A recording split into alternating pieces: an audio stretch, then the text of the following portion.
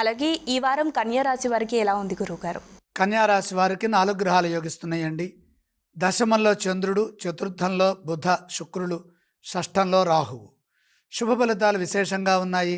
వ్యాపార యోగం బ్రహ్మాండంగా ఉన్నది. మనోబలంతో నిర్ణయాలు తీసుకుని వాటిని అమలు చేయడం ద్వారా వ్యాపార వృద్ధి కలుగుతుంది. వ్యాపారంలో నూతన ప్రయత్నాలు సఫలమవుతాయి. గుర్తింపు త్వరగా లభిస్తుంది. ఆశించిన లాభాలుంటాయి. నలుగురికి ఆదర్శవంతంగా నిలుస్తారు. ప్రతిభతో పనిచేస్తారు. కీర్తి ప్రతిష్టలు లభిస్తాయి. అదేవిధంగా ఆర్థిక పుష్టి కలుగుతుంది. ఆదాయ మార్గాలు పెరుగుతాయి. ధనయోగం బ్రహ్మాండంగా ఉంటుంది. పెట్టుబడులు విశేషమైన లాభాన్ని ఇస్తాయి. స్థిరాస్తులు వృద్ధి చెందుతాయి. వాహన సౌఖ్యము, గృహలాభము, స్వర్ణ ప్రాప్తి కలుగుతుంది. గౌరవ మర్యాదలు పెరుగుతాయి. గృహంలో శుభాలు జరుగుతాయి. నిర్ణయాలు అనుకూలంగా ఉంటాయి. ఇదే విధంగా సకాలంలో పనులు చేయడం ద్వారా ఉద్యోగంలో ఎదురయ్యే సమస్యల నుండి బయటపడతారు. సత్ఫలితాలు సాధిస్తారు.